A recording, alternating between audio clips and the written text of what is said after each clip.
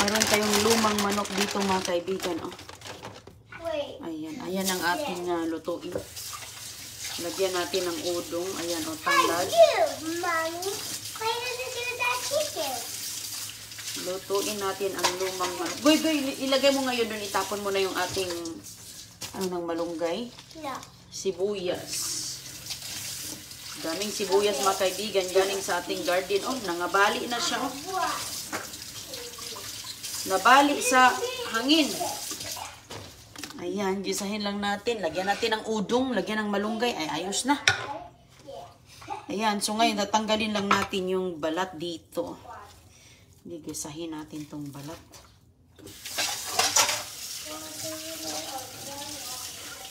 More incoming!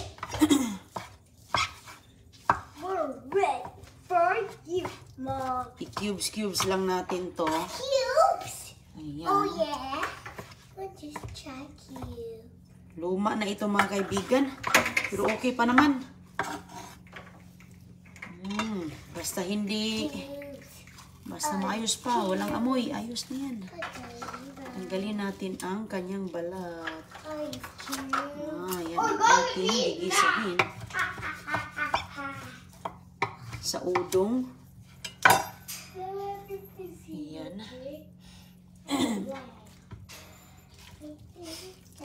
At lalo na itong kanyang mga buto-buto.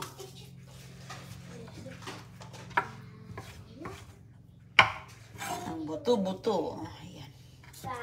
So itong buto-buto, i-keep ko ito para sa sabaw.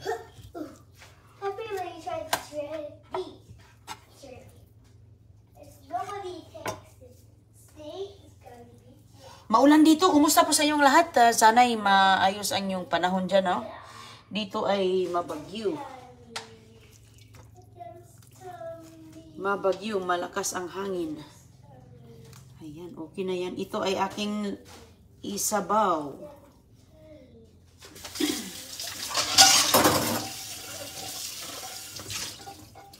Buto ng manok, masarap yan siya isabawin. Ayan, i-separate ko yan, mga kaibigan. Ito lang yung akong gigisahin, oh. Kamatis. Bigyan natin ng kamatis. Kaya ang daming kamatis na sa basura. Isama na rin ang kamatis. Lagyan ng udong. Ayan, makulimlim na naman dito, oh. Ang ulan pa, hinto-hinto. Gisahin natin siya with bawang. Ayan po. Sibuyas.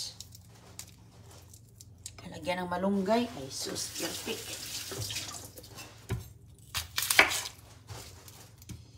Lagyan natin. Ayan, gisahin natin ito. Simple lang, mga kaibigan. Ang ating ulam ngayon. Ang ating mga bulilit ay walang pasok. Walang pasok po kahit sa school.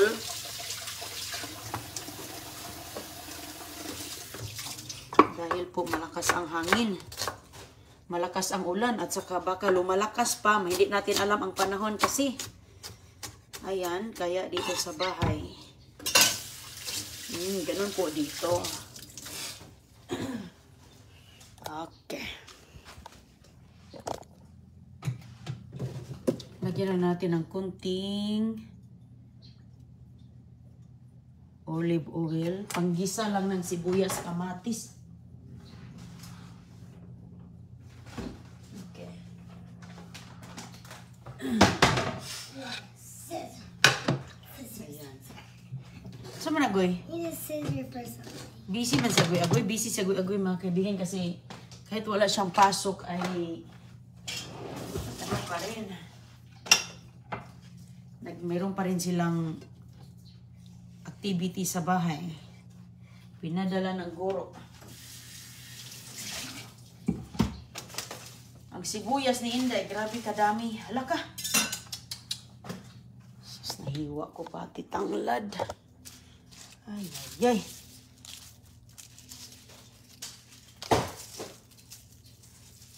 Pati tanglad aking na ano.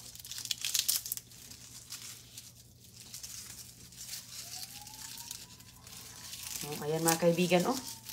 Yung mga emergency vehicle, oh, nag-uwang-uwang na.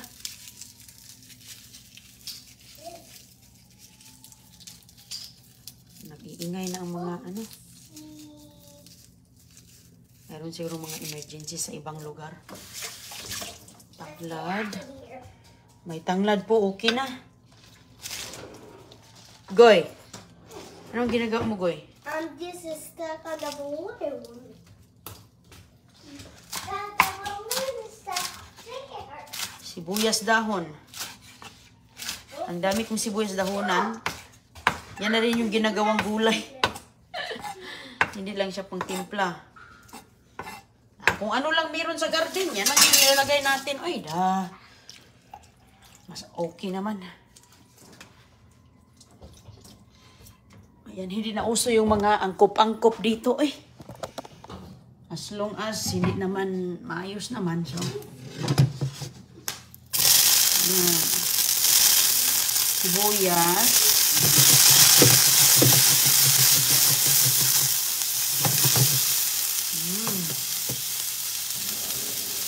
Natin sibuyas natin at bawang. Ayan yung ating odong from Philippines. Okay. Ilagay na natin ang ating manok.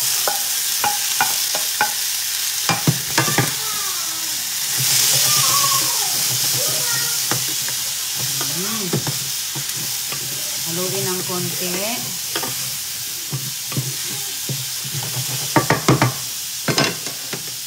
Tapos sabawan.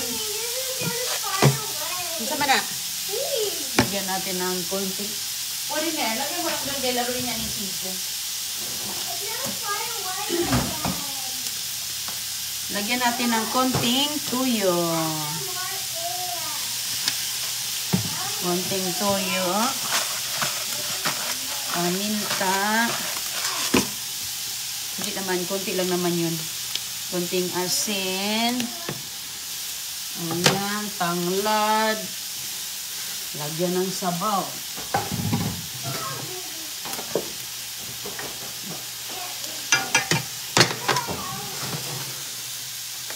Lagyan ng sabaw, pakuluan. Kapag kumukulo na, hindi na natin ilagay ang ating odong. Ayan, damihan natin ng 3 basong tubig. Kalahati pa, kay ang udong natin, 3 pa naman yan. Ayan mga kaibigan, simple lang. Basta may tanglad, bango na yan. Sabaw na.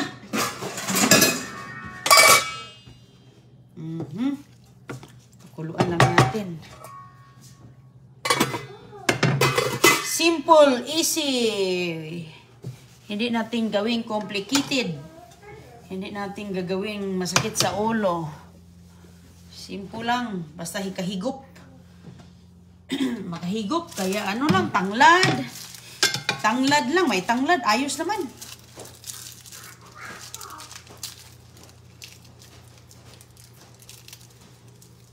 Yan, udong natin. Pakuluin muna natin siya ng mga ilang minuto. Pagkakulo na. Kasi ang udong din medyo palalambutin natin yan eh. Tapos, guys,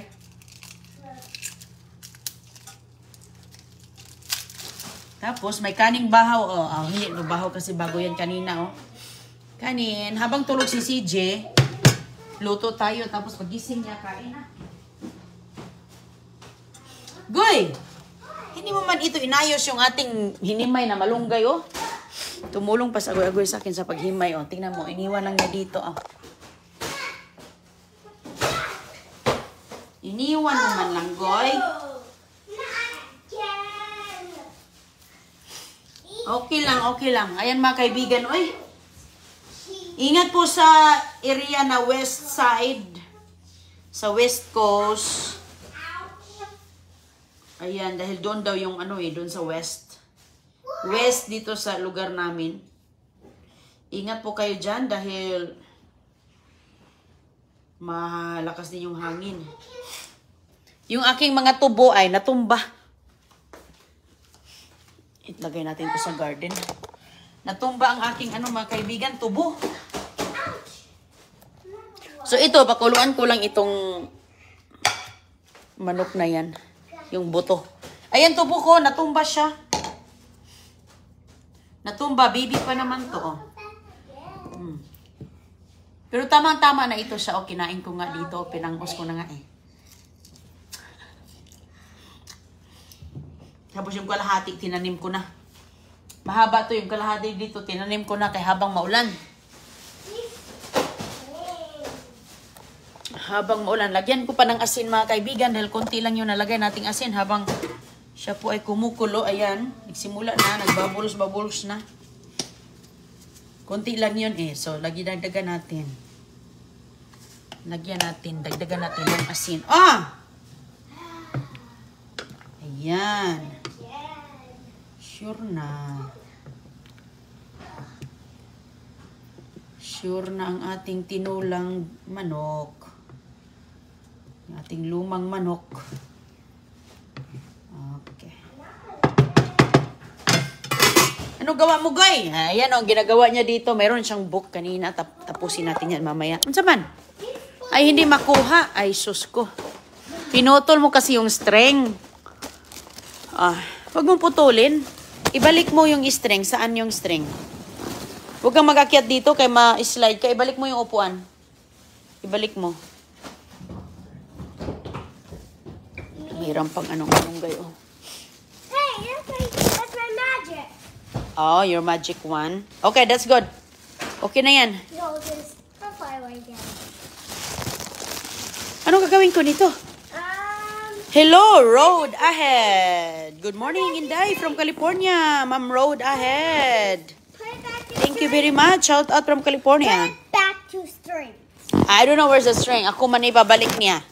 Goy, ikaw, saan man yung string dito? Sige na. Sige na. Ay, binalik na. Pumunta na doon. Lumipad. Wala. Iwan ko saan yun din nilagay yung mga string yan, oy. Ayan mga kaibigan, buksan natin kay baka aapaw. Sarap na oh. Amoy na ang... Pakuluan muna natin ang mga ilang minuto. Para yung mga sangkap natin ano talaga mahalo.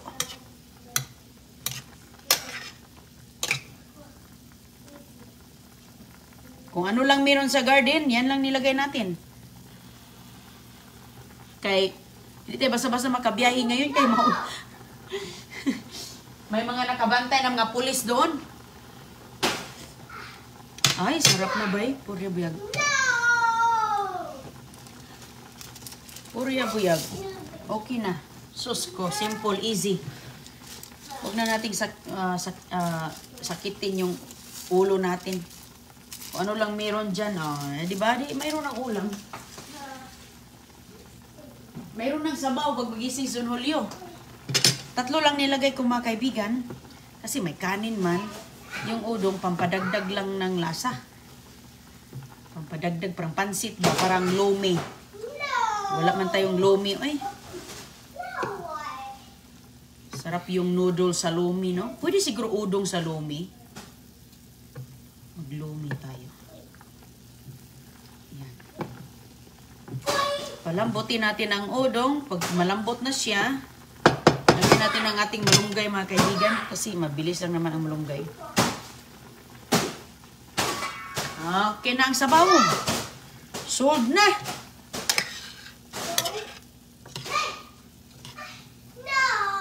Ay, wag hawakan mo. Patulogin ko yan si Agoy-Agoy pag tapos ng kumain. Takpan lang natin to. Medium natin. Walang pasok ngayon kasi mayroong hurricane. May hurricane warning. Ingat po sa lugar na may mga tornado warning at hurricane warning. Dito sa amin, so far ngayon, tropical storm. Pero hindi natin alam ang panahon. Kaya ang mga bata ay sinipti. Nasa bahay lang. Higop ng sabaw. O, diba? Pero mayroon silang mga book dito. Yung iba nagawa na nga namin. O. Nagawa na namin yung book ni Agoy-Agoy. Meron pa siyang, ay sus ko, nag-enjoy talaga siya dito. Oh. Hindi naman yan siya mahirap kapag wala siya lang mag-isa. Hindi naman siya, nag-ano din siya. Binagbibisi din yung kanyang sarili. Ay mga kaibigan, nakasabit na yung aking mga Christmas dito. Ayan, wala kasi akong sabitan doon, ko na lang sinabit. Ayan, so hindi pa ako nakapaglagay ng Christmas tree. Today sana. Hindi ako makagpaglagay ng Christmas tree. Kasi may mga bata. Ayaw kong makita nila na ginagalaw ko yung mga ilalagay ko sa Christmas tree. Layo na yung si Agsije. Nakasabit na mga kaibigan. Oh, nilagay ko na doon. Oh, nilagay na doon. Ayun, doon. Diyan ko lang siya nilagay kasi yun yung ginawa ko yan last year, tinago ko lang din itong isa. Yan, ready na yan dyan. Itong isa, last year yan, magawa pa nga ako para sa labas. Yung hindi yan kasi mababasa dahil paper lang to, papel. Papel lang to mga kaibigan, di ba mababasa, Manila, ang tawag dyan. Tissue paper pala, or iwan ko nung tawag dyan, basta papel lang yan. At saka mababasa. Kaya hindi. Nasa loob lang. Magawa na ko para sa labas. Gusto ko yung ganyan ng mga parol, para parang piling Pinas. Masaya kaya ang Pasko's Pilipinas. Walang katulad ang Pasko's Pilipinas. Ayan. Tingnan natin biyang udong kung medyo lumambot na ba. Or okay din, al dente. Hindi pa. Hindi pa.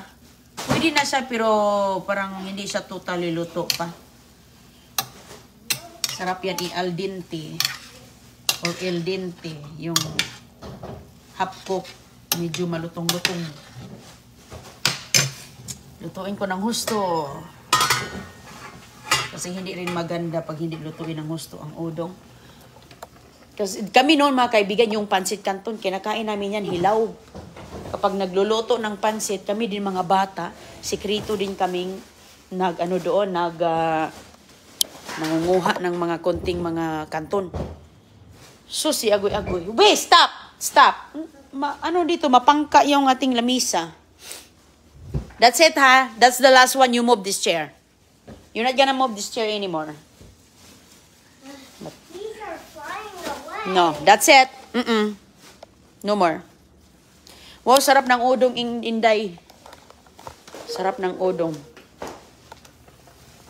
Bigyan na natin ng malunggay.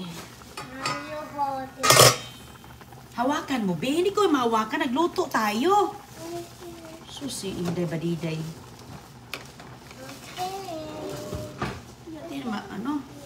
Puro yan mga karne, meat kay para ihiwalay ko yan, alam niyo mga kaibigan, pinapakuluan ko yung buto ng manok, nilalagay ko sa freezer para sa susunod, yan din aking gagamitin.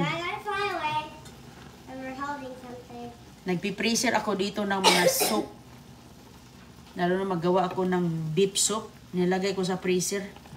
Meron po dito mga beef soup, yung, ano ba tawag dyan sa tindahan, naka-ready na, pero iba talaga yung ating press made.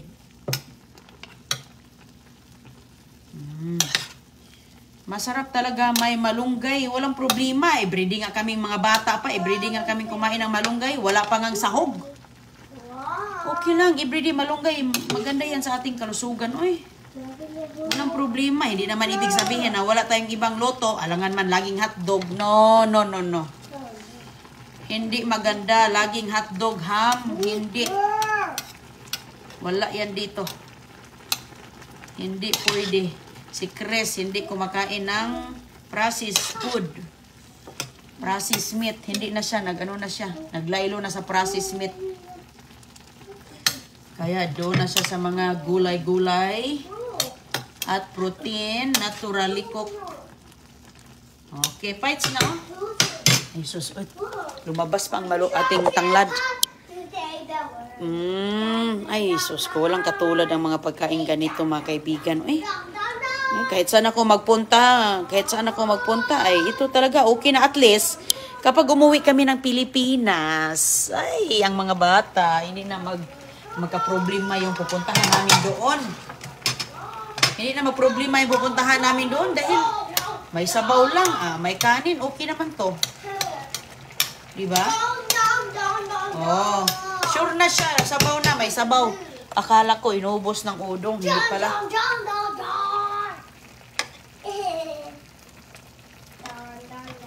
Hindi pala na inubos ng udong ba? Yung sinusok ng udong. Okay na. Okay na. Tikman ko ulit.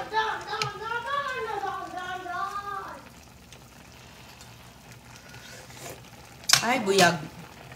Thank you, Lord. You like it? Lami na, lami.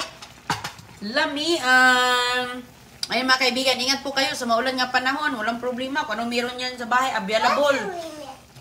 Gisa-gisa lang ng konting si bawang, ayos na. Everybody be safe. Everybody be safe daw, sabi niya Kuya Goy dahil sa Baguio. Everybody be safe. Yes, Goy. Thank you. Salamat. Be safe and bad. Okay? Everybody be safe talaga. Ay, ilagay na lang natin to sa masabaw kasi. Palamigin ko mga kaibigan para magkainan na to sila. Si Jig, gisingin ko yun kay ng oras. Ano ng oras ba? Ayan, very simple. Ayan, ingat po kayo ha. At ako muna yung magpalamig dito kay ito ay sobrang init pa.